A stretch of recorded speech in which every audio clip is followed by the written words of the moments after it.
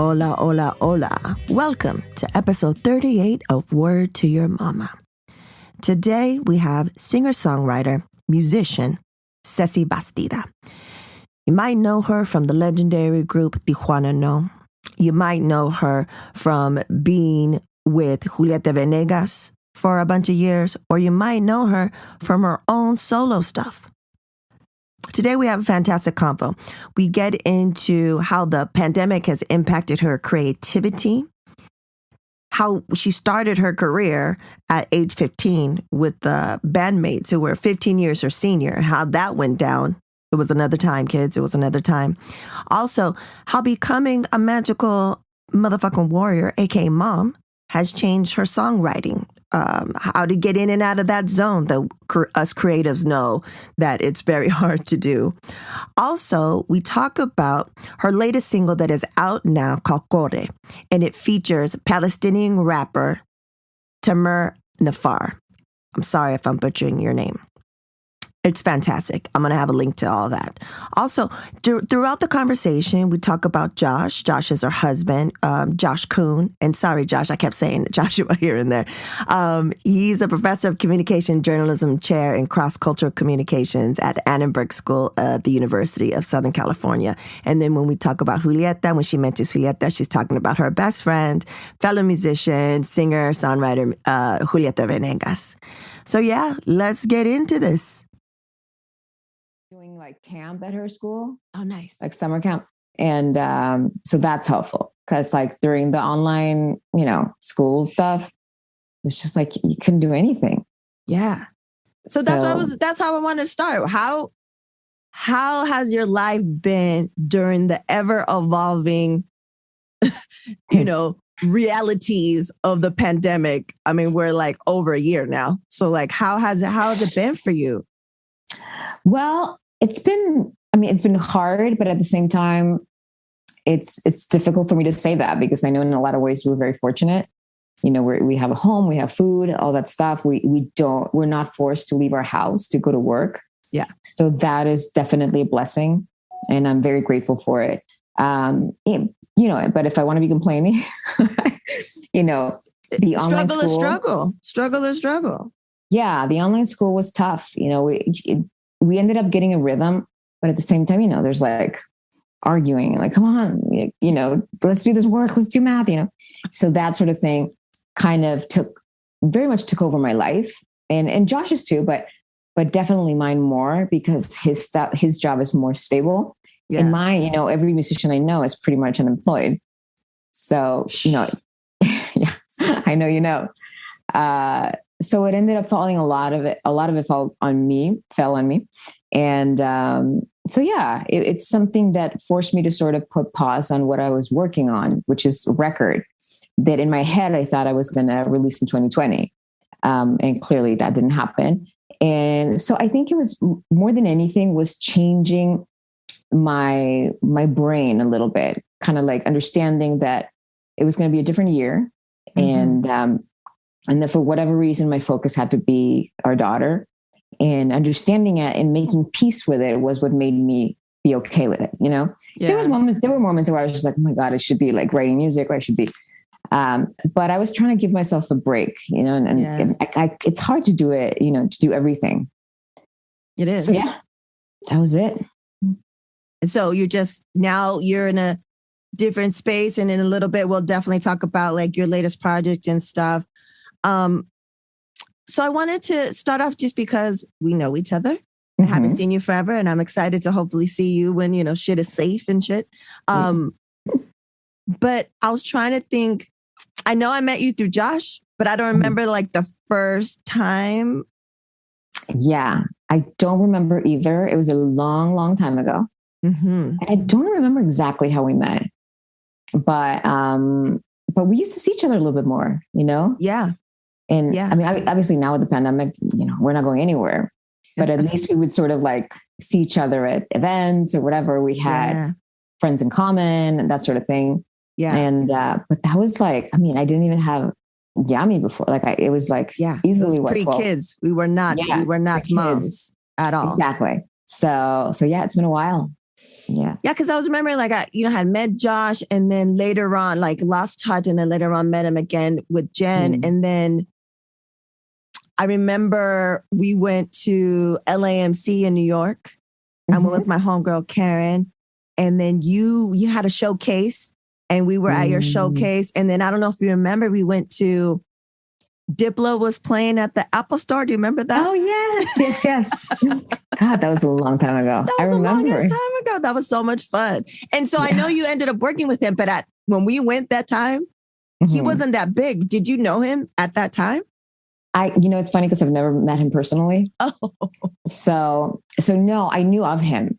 And then what happened was that my manager at the time shared an office with his manager. And they were friends, the managers. And so I had mentioned that I was sort of a fan of his, and I mentioned it to his manager. And so we were just talking about a track, and he sent over basically a beat, and we sort of wrote the song around it. So there was never we were never in the same room, and for whatever reason, we ended up just not meeting.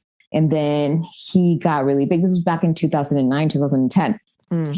He was starting to do well, but he wasn't like who he is now. Yeah. And so later on, he became so big that it was just like, it wasn't going to happen. It was fine. I don't need to meet him. Yeah. It worked out okay. Yeah, because I was thinking of back in the days when we did pre-mom shit. And I was like, oh yeah, that was so much fun because I had pictures. I remember especially because Karen at the time, she was a huge Diplo fan. Like I was a fan, but she was like crazy. And we're just like, this is amazing. We're in this like transparent box. Remember like the Apple Store in New York was like this cube. And we're like having a dance party at the Apple Store. This is amazing. And then I was like, oh, but she ended up working. I was like, I'm going to ask her if you guys had met up. So let's start a little bit for the beginning. I did an intro. People know a lot about you or like the origins of you a little bit, like your titles and your history a little bit. But I wanted to, I find it so interesting when I get to talk to friends in this format because I get to learn shit that we would never, if we're just sitting, chilling, breaking bread, this would probably never come out, or these types of questions or insights. So you started at 15?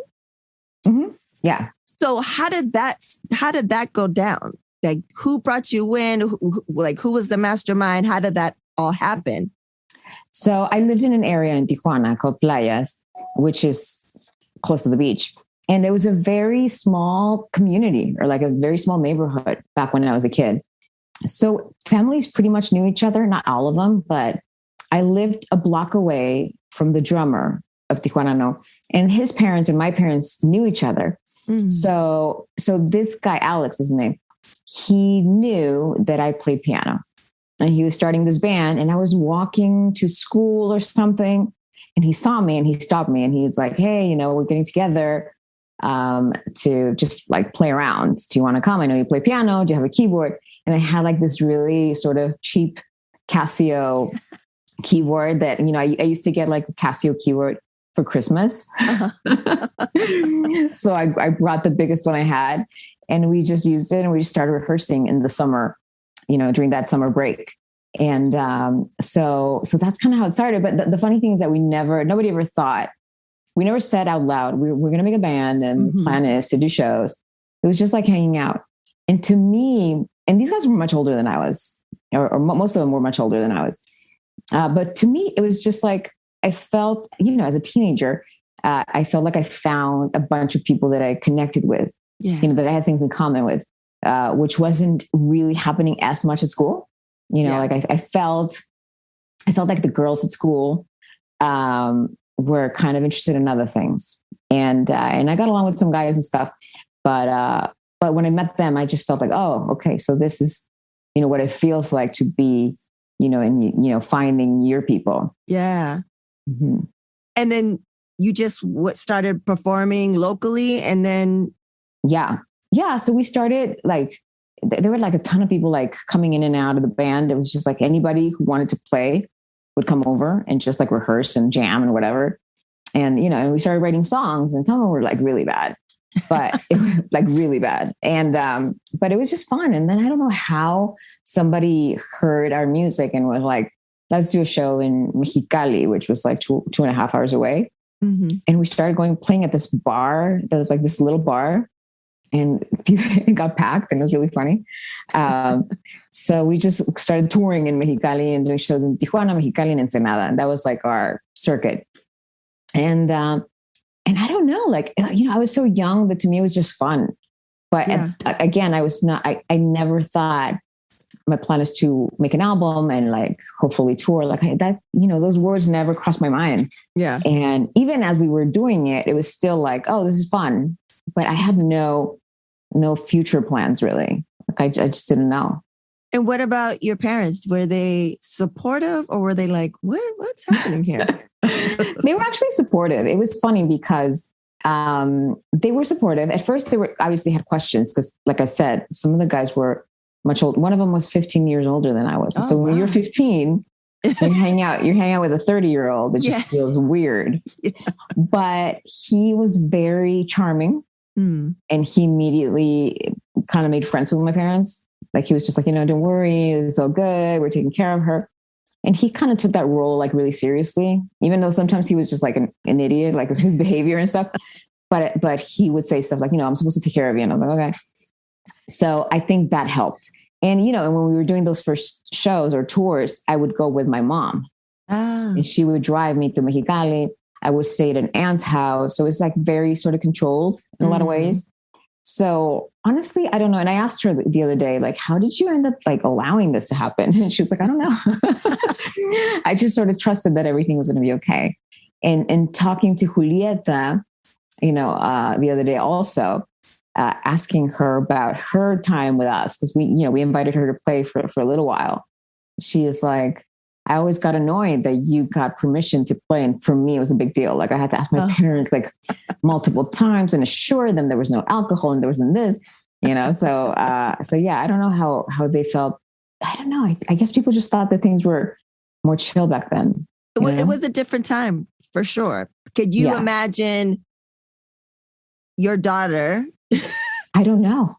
It's crazy. It's crazy. I don't know. I mean, the only difference right now that I think would be sort of a benefit is that at least they have their cell phone or whatever. Yeah. They can, you can sort of be in contact with them constantly. I would go to Mexico City and would have to find a payphone and call my parents and just say, everything's going well.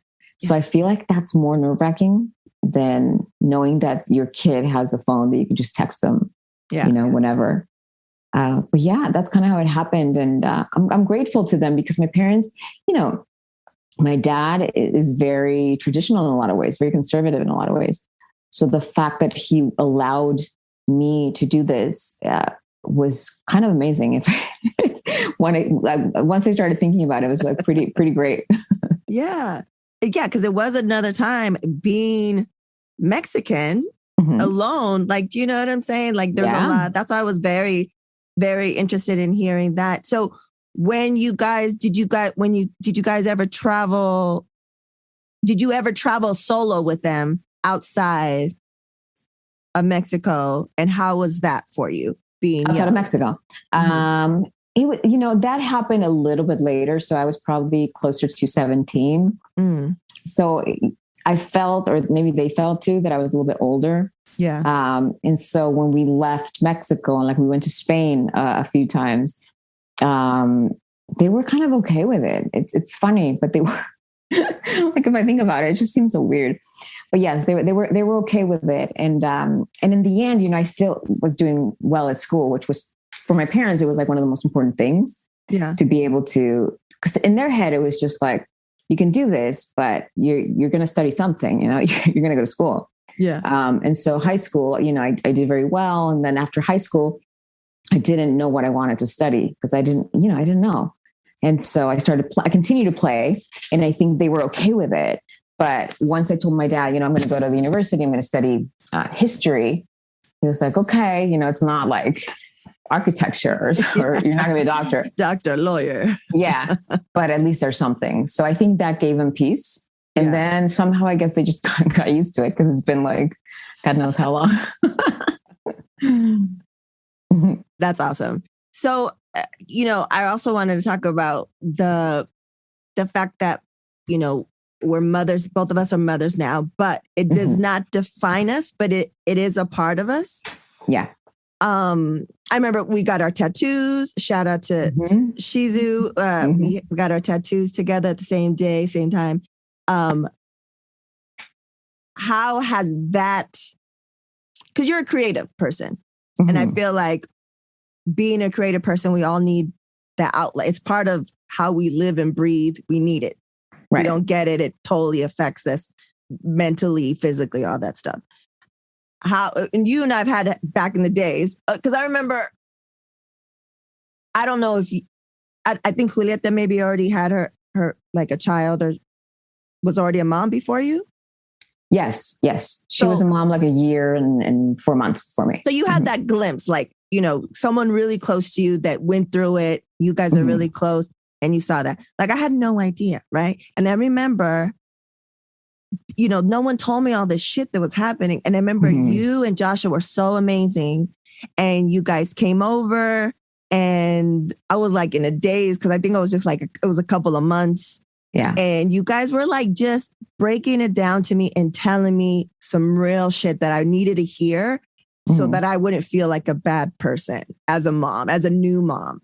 And I thanked you then. I want to thank you again now because I'm looking back and I was like, yeah, okay. I'm not fucking crazy. Like, this is some real things that go through your head.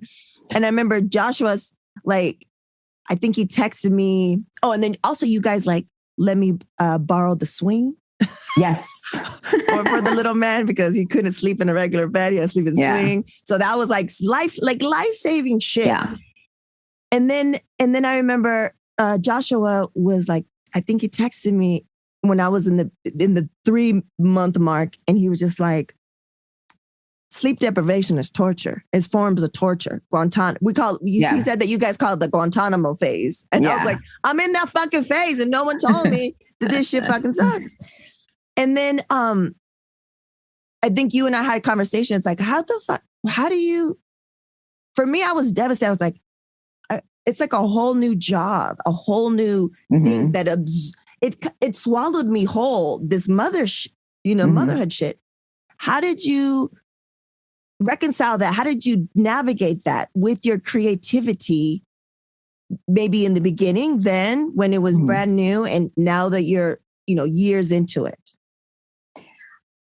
In the beginning, it was hard, because like I think that nobody really knows as much as somebody might tell you, which is great because knowing a little bit is better than nothing.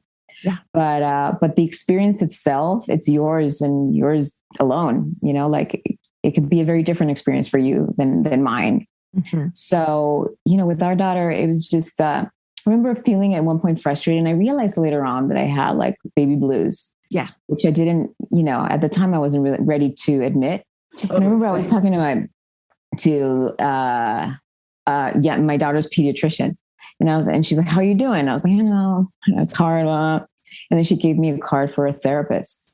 And I was like, what? Like, so I got kind of offended because I was like, okay, she doesn't understand, like she's crazy.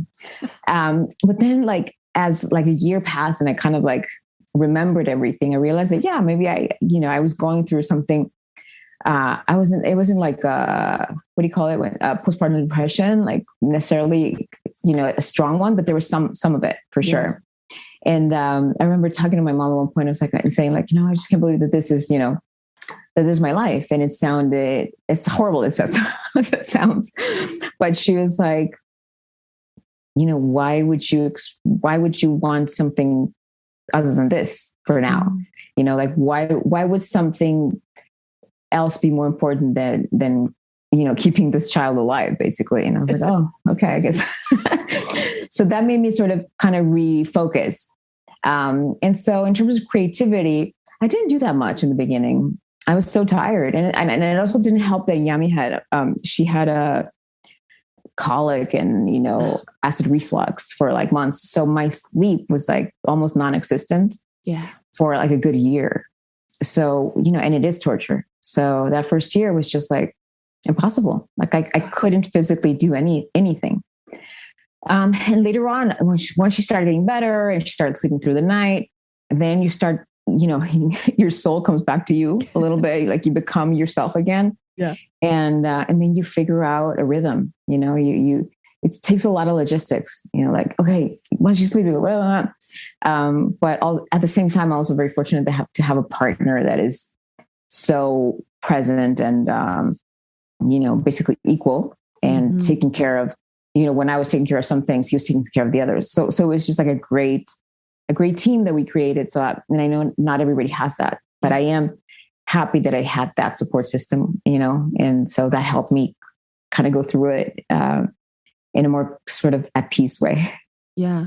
Because even with having amazing partners and not doing it solo and being equals, it still fucking sucked. And so I was just like I have so much respect to those who are not fortunate, who are in different situations. And I'm just like, I don't understand it. So now, are you I know it's always evolving. You always, there's so many different factors. Like you said, as a musician, it's not a steady thing. Now, is it easier to get into creative zone now that she's older and now that, it's been years later, or is it still an ever changing type of situation? I think it's definitely better. It's definitely better because now I understand. I mean, especially prior to the pandemic, I understood her schedule, and I knew that, and I'm a morning person anyway, so I work better in the mornings. So I know that once she's at school, I have a certain amount of hours that I can dedicate to my work. And so it's easier. It's way easier. Mm-hmm. Before I was like trying to get work done while she was napping. It was just like impossible. Cause like, switching flipping the switch, for like an hour while she's sleeping and all of a sudden feeling very creative is hard. You can't, it's not that easy. So now with her being in school or when she was in school, it just became a lot more manageable, like a lot. So I was able to sort of focus more and allow myself also like that hour of not creating anything, but just trying to get around ideas. And do you know what I mean? Like trying to get into a rhythm or a flow of things and not feel like, oh my God, I need to rush because, something needs to come out now because she's going to wake up. Yeah. The anxiety. Totally. Hard to get in and out of the zone. When before, and for me, speaking for myself, I was like, man, I had a lot of time to just, that discovery time when it just kind of like bouncing things off of your head. Like you need that, and I just had a bunch of it. And it's just like, once you become a mom, it's like, okay, you need to learn how to get in and out or else you're fucked or else it's not going to happen. And then, like you said earlier, it's kind of releasing to the fact that this is what it is now. Yeah. You know what I'm saying? And just congratulate ourselves that we kept a little person alive for all this time. It's like, and also able to go in and out of creativity time and stuff like that. I mean, Ceci, I'm just here to remind you, we're amazing. We're yes, we are. And we're pretty dope. I think about what you said too. Like, what was I doing with all the time I had before? Yeah, I had a lot of time, and I wasn't as productive as I was. Now thinking about it, I could have been. Yeah, totally. I thought the exact thing. I was like, man, I was up till 3-4 o'clock in the morning, just doing it, just whatever, and I could have done way more. But hindsight 2020, whatever. So. Before we go into the questions and comments from the audience, because I feel the questions that were sent in will really give a lot more insight to you. I wanted to talk about from jump. Have you always felt that you wanted your art to have a message, or is that something you evolved into? COVID-19 moves fast, and now you can too. If you feel symptoms, even if they're mild, you should test fast. Test positive and at high risk for severe COVID-19? Then act fast with authorized oral treatments that can be taken at home and must be taken within 5 days from when symptoms begin. COVID-19 moves fast, and now you can too by asking your healthcare provider if an oral treatment is right for you. Learn about a treatment option at treatcv19.com. This message is sponsored by Pfizer. Cox sabe que tu familia no para. Por eso ofrece nuevos paquetes de Internet que te brindan la misma velocidad y flexibilidad que esperas de Cox. Además, Panoramic Wi-Fi está incluido en algunos planes sin costo adicional. Es Internet que sigue tu ritmo. Todo sin contrato anual, que significa que no hay molestos cargos por terminación anticipada. Desconéctate de tu rutina, pero no de tu Wi-Fi cuando estás fuera de casa. Cox te da acceso a más de 3 millones de hotspots de Wi-Fi. Después de un largo día, reúnen la familia para una noche de películas con Contour Stream Player. Disfruta de deportes en vivo, tus programas favoritos en Hulu, Netflix, Disney Plus, Paramount Plus y más con apps de streaming populares. Conoce más en cox.com/español. Here's a question. What have you always wanted to try? It could be something small, like trying a new dish, or something big, like trying a completely new career path. What about trying something to ignite new passions or rekindle old ones? Even though I was part of other podcasts before, I've always wanted to try hosting my own, hence Word to Your Mama. You're listening to it right now. It's been one of the best new things I have tried. I get to share some amazing, diverse voices from all walks of life with the world, and that just fills my soul with good vibes. So think about it. What have you always wanted to try? Anything is possible when you set your mind to try something else. Gold Peak Real Brewed Tea is here to unleash your thirst for trying. So take this as your sign to say yes. Opt in. Go for it. Because trying is what life is all about. Try Gold Peak Real Brewed Tea and then try something else.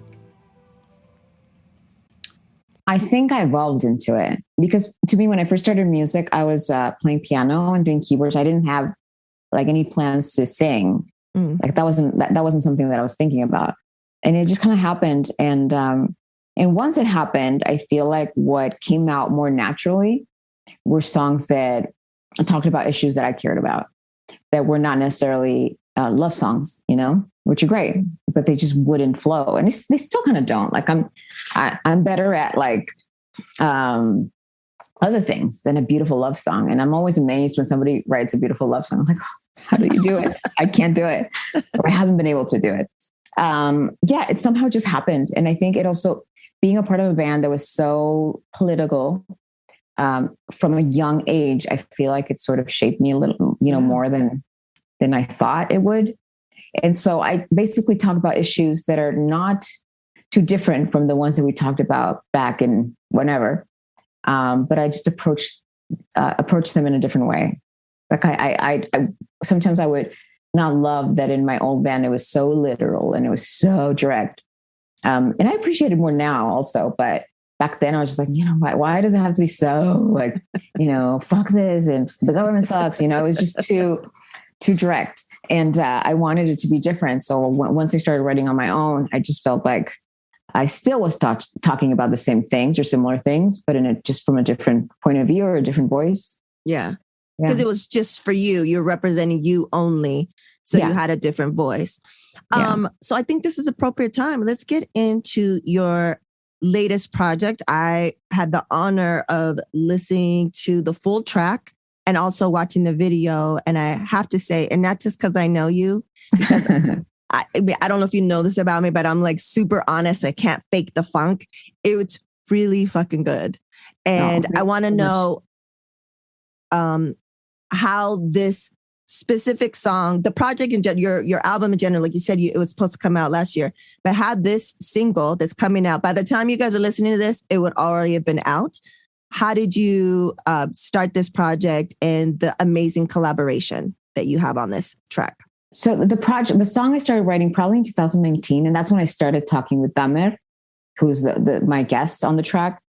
The idea behind the album that I still haven't finished fully, that I'm focused on finally, was around stories of migration, refugees and displacement So they're all, again, they're not super direct. So I don't say like, asylum, but they're different stories from different points of views. And when I was writing this one, I was thinking about, do you remember the sort of caravan of Central Americans that were arriving? Yeah. And how it became such a big deal here in the US, but not just here, also Mexico, which is, a really, really tough journey to make. So I wanted to write about that from the point of view of a woman. And I knew that I wanted a collaborator. And I learned about Tamer's band, his old band, several years ago. And I thought they were great. And somehow I thought, how cool would it be to have him on the track?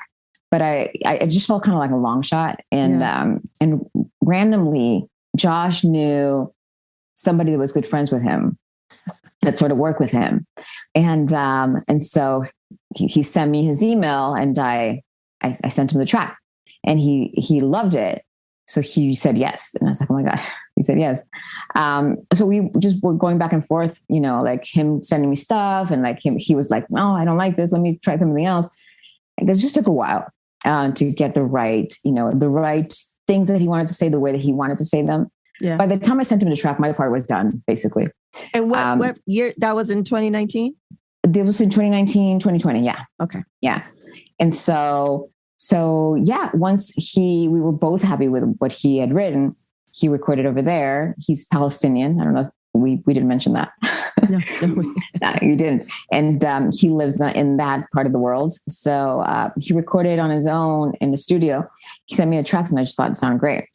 And so his verse talks about his reality and his experience with the border, and with dealing constantly with this, like, with Israel and the realities of living in the town that he lives in. He lives in Israeli territory, but he's a Palestinian. And so the stories were kind of similar in some ways.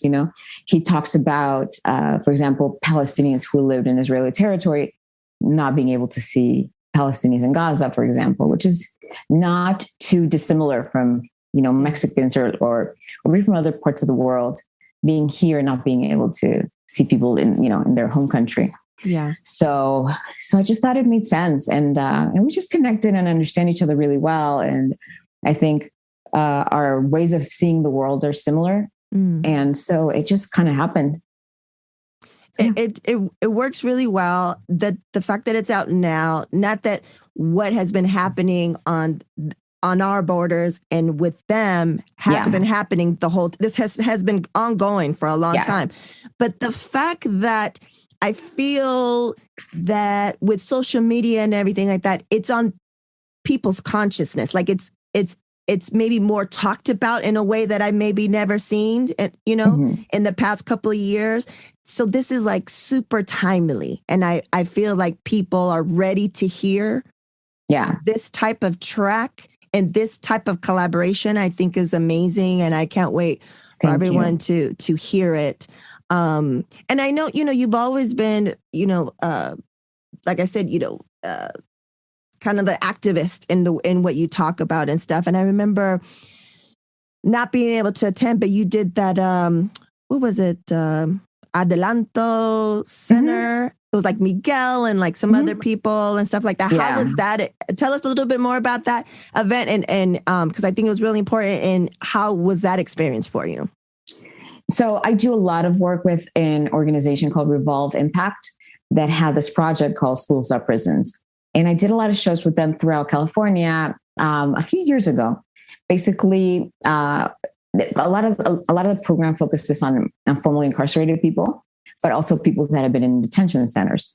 And so they asked me to participate in this event that they were doing in Adelanto, California, demanding to close the detention center or prison because when you hear about everything that goes on there, it's insane. It's insane. So we did this show that happened in Adelanto. We went outside of the detention center and like gave a whatever press thing, and then we did a show. And then what they did was really interesting because it was like in a little stadium, and they put like a vending machine with the prices, of how they are inside the detention center. So like toothpaste would be like something like, I don't know, $10, something insane. Yeah. They also put like phone booths and said, how much a call cost. And, they just did it like really well. So people could actually walk through and see, get a little bit of a sense of what was happening there. And at the same time, we met with people that had been in that prison one of them was there for 7 years, because his case was just like sort of in limbo. And this was a man from, I want to say Kenya. And he had the best attitude. He was just talking about his experience there, talking about the food, for example, full of maggots and stuff. It was just like, so it was very eye-opening for me and for Miguel too, because he was just like, what? he was just like, he couldn't believe it. And he was doing it, also filming a video for one of his songs. Yeah. So he was at the same time, he's kind of learning about all of this. And he would say it openly, like, I'm just like understanding what's going on. And he was as shocked as anybody. Yeah. So that's kind of how that happened. And they just do really great work. So I'm fortunate to be able to sometimes be a part of it. That's awesome. That's amazing. You do amazing stuff, Ceci. Let's get into these questions and comments from the audience. We have some huge fans of yours. The first question is, what is one thing you picked up on during the pandemic, or, in 2020 or during the pandemic? Like one thing you learned, a new skill or a new view? A skill, I didn't really have time for a skill. Like I would see friends of mine that didn't have kids and they were like, I'm learning a new language and I'm doing yoga every day. Baking bread. Yeah, that sort of thing.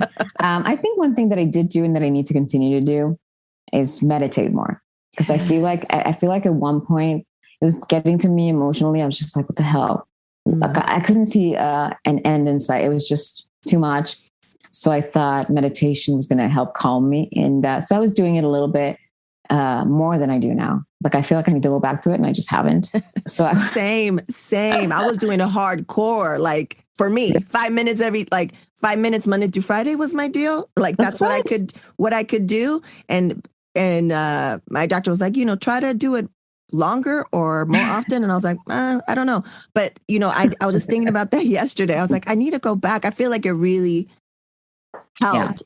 Yeah, that question was from Martha Mota. Because people have to understand, especially as people of color, we were dealing with the pandemic. We were dealing with the uprisings, the injustices, the trash ass administration. I mean, they've always been trash, but a little bit extras. The election, what they were trying to do, like it was just levels upon levels upon levels. So I was like meditating, journaling. Like I was like, what can I do we're stuck in this motherfucker. What can I do? And I think that's amazing that you recognize that you want to go back to it. Cause we forget, right? We're like, oh, it's a pandemic, but it's not as crazy. I mean, who's to say when this comes out, we might be in another lockdown. We don't know, but you know what I'm saying? That's a good thing. I think it's helpful regardless, pandemic or not. Definitely. You know what I'm saying? Okay. So next one, in her music, she seems to be so open, free, independent, and strong. How did the pandemic affect that? Like in general, women, mothers had so much on their plate. How did that impact her work, creativity, relationships, etc.? If she felt anger, rage, resentment, how did she deal with it? This is from Maria Elena Rowe. It's interesting because I feel like I went through all of it, anger at times, frustration at times, resentment at times. But I think again, going back to meditation, I also was walking a lot. I've been walking a lot. Nice. Because we adopted a dog. Nice. What kind of dog? She's a husky. She's it's a rescue, but she has energy.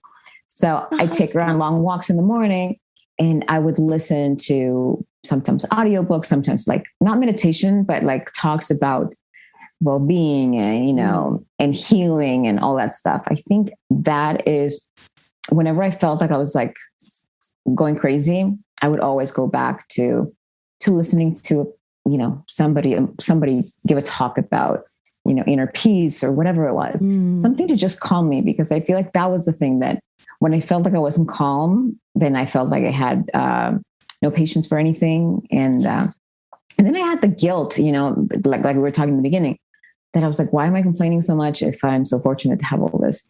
So it was trying to make peace with like, okay, you're allowed to not be fully happy, but I'll also recognize, how fortunate you are, and also do your part to try to help this as much as you can, which means, stay home, don't be stupid, that sort of thing. So as long as I felt like I was doing something, I felt okay. That's awesome. A husky, we don't have a dog. We hope to someday. A husky, since I was a kid, has always been like my dream dog. Really? Yeah, it's always been my dream dog. So when I see them, I'm like, like the creepy person, like, hey, like catcalling the husky, because I love them so much. Do you mind me asking, what's your dog's name? Ollie. Cute. Yeah, she's short for Olivia.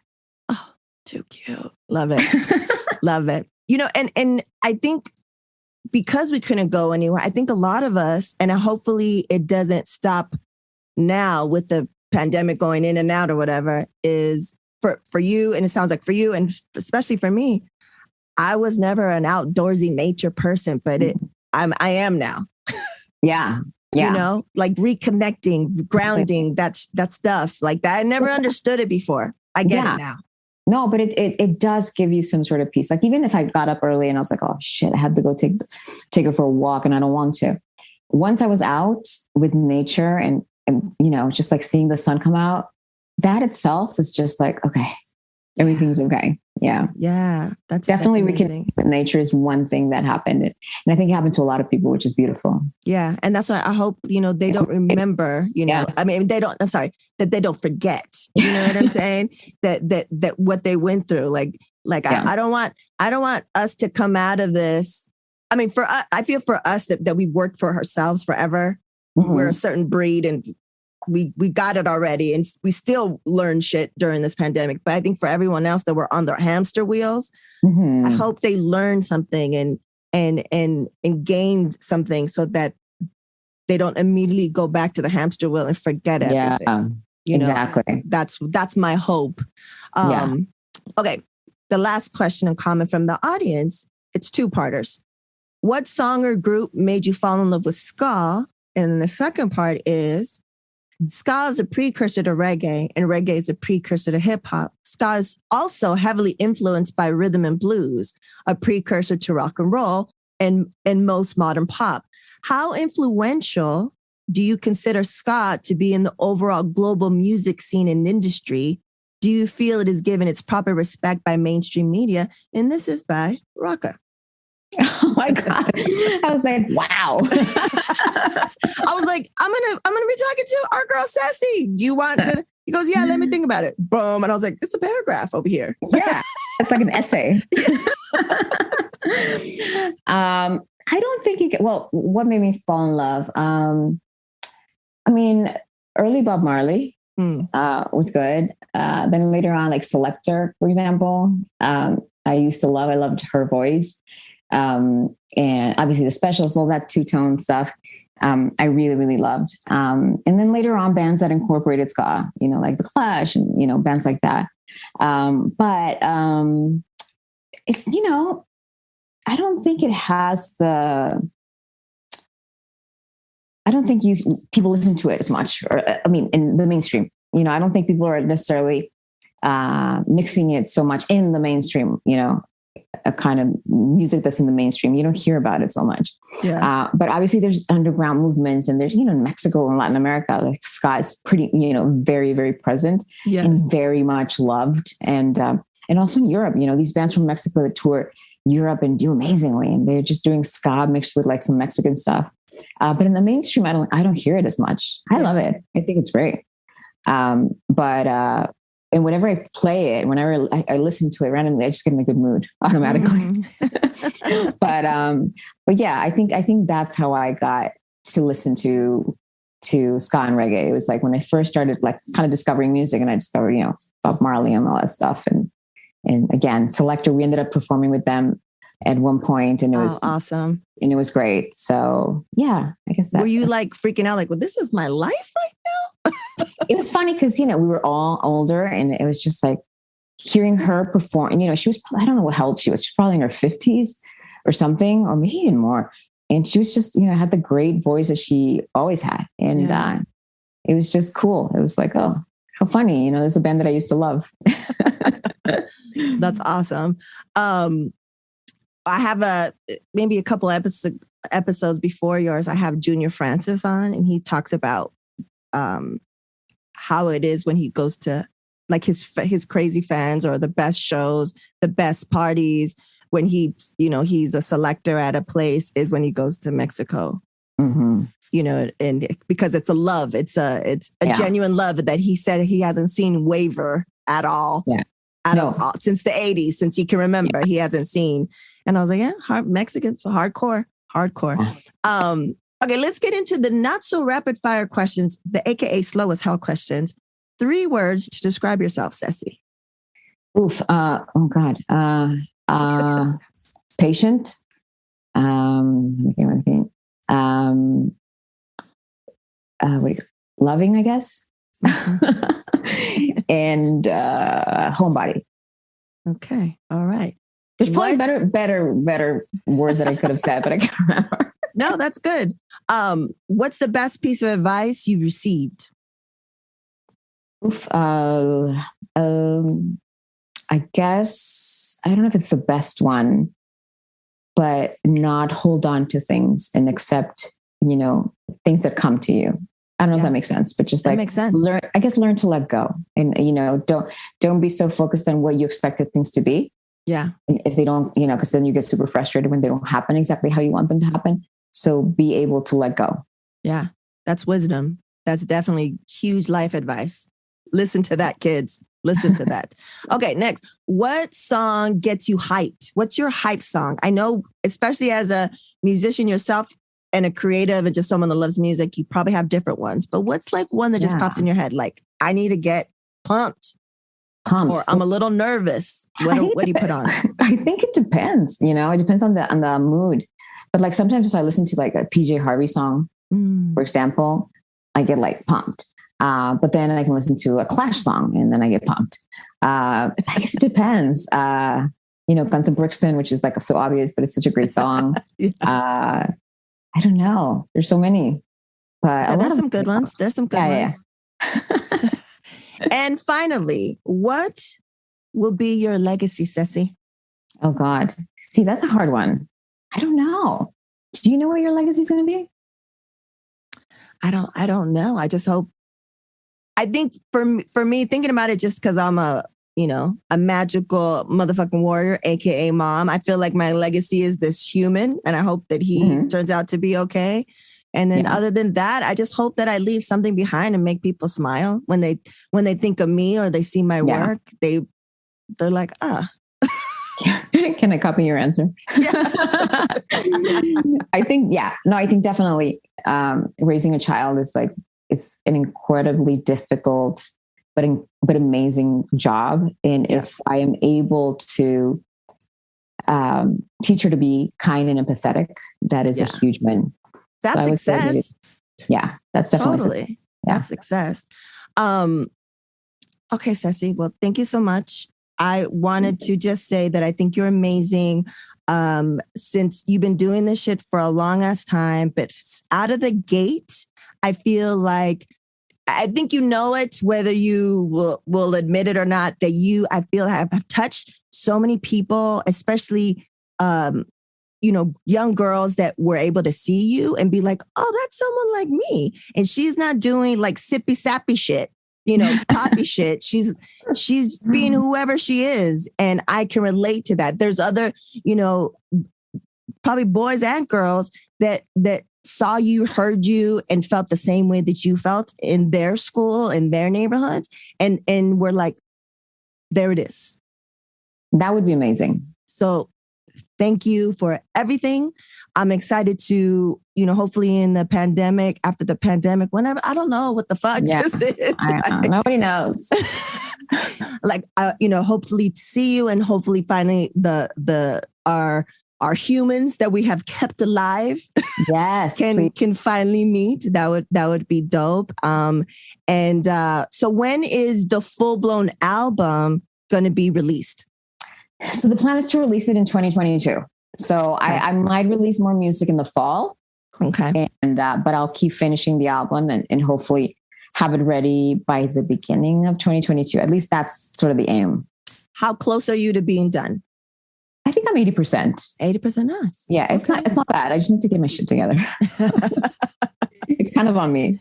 Take your time. And then you don't have to tell us who, if there are, but are there any more guest spots?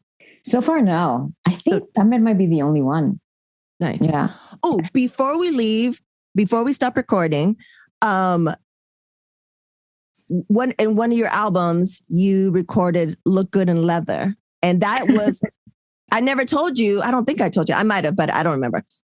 Because I loved Cody Chestnut, and I don't know what happened to him. And when his album came out, and I heard that song, I was like, I don't know what it is. Like, I love the song. And then you come out with their album, and then I was like, she redid the song. How did that come about? Like you, I really love that album, the Cody Chestnut album.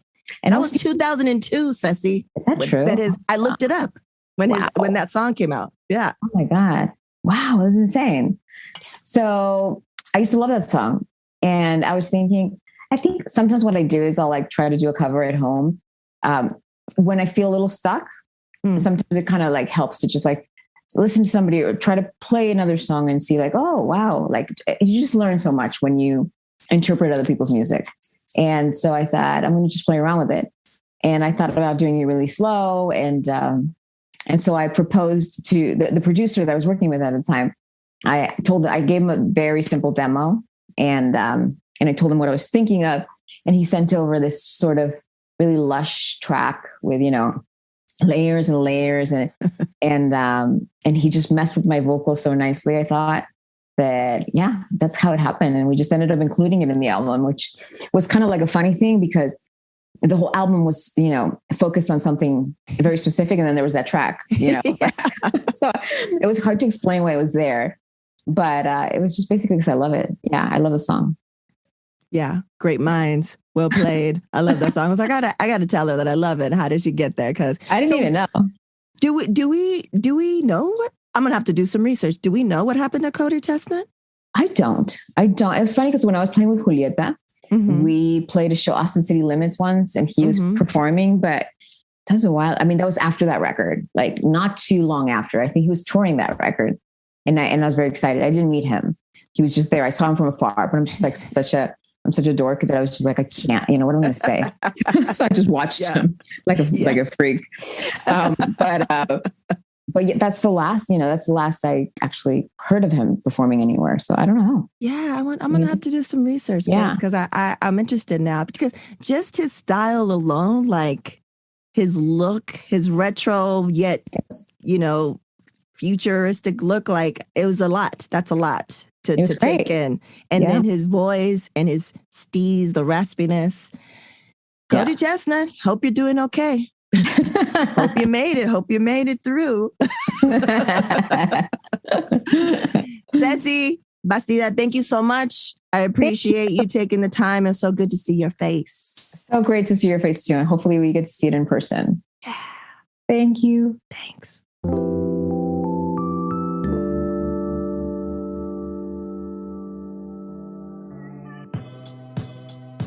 Have your kids been in a house playing video games in your space way too long? Now you can get them outdoors and still be social while social distancing at the skate side after school and group skateboarding classes. Skate students get to improve their skating and decompress after a long day or week of school. This program is awesome for beginners to get started or advanced skaters to take their skills to the next level. Go to theskateside.com and learn about our COVID-safe programs in Santa Monica, Culver City, Glendale, and South Pasadena. That's THESKATESIDE.com. The Skate Side. More kids skating.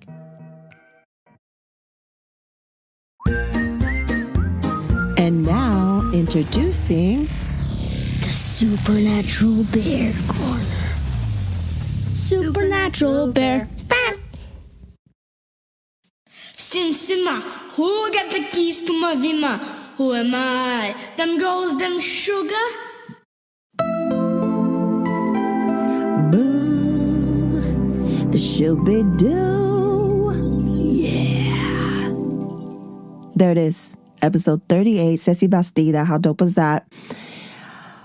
In the show notes, kids. Now Spotify has upped their game, and now in-app, the links work. Before it was like, what is all this jumbled stuff? Now the links work. So whether you're in the Apple app or in Spotify or wherever you listen to your podcast, there'll be clickable links. So I always have links to try to remember anything that we discussed in the podcast. So I'll have a link to one of my favorite Tijuana No songs, Pobre de Ti, and also her current amazing single, Corre. And I'm super excited for her album, see what that sounds like when it comes out. Also, I'm pretty sure almost every episode in the show notes, I've always had links to whatever songs they mention as like their hype songs. And if they mention a couple, I try to do a couple. So that'll be in there too. And coming soon, I'm almost done. I made a Spotify playlist of all the special guests and their hype songs. It goes, everywhere from, I think, Wu-Tang Clan to Robin. Yeah. So, it was different genres too. So it's pretty good. I listened to it the other day, what I have so far. Also, I did a deep dive into Cody Chestnut. I went to his Instagram first, where one goes, and he hadn't posted for like a long ass time, like 200 and something weeks. So I was like, oh no. And then I did a deep dive, and he created one of the songs for the soundtrack of the Pixar movie Soul. So that came out in 2020, which he probably did in 2019 or so. Who's to say? So yeah, good for him. Good for him. Thanks again for all the support. Continue listening. Next month, we're coming up on our 1-year anniversary. That's exciting. And if all goes well, one of the people that asked questions and comments from the audience, Raka, he'll be a special guest. He promised. He really didn't promise me. He promised Supernatural, but still promise is a promise. So that shall be super interesting. Anyways, thanks again, and we'll see you next time. We reap. Word to Your Mama is owned and produced by Ritzy P. Intro beat produced by Nico Beats. If you want to know more, you want to email us, you want to get the media kit, go head over to wordtoyourmama.com. Word to Your Mama is now part of the Latina Podcasters Network. And as always, Word to Your Mama is brought to you by ritzyperiwinkle.com.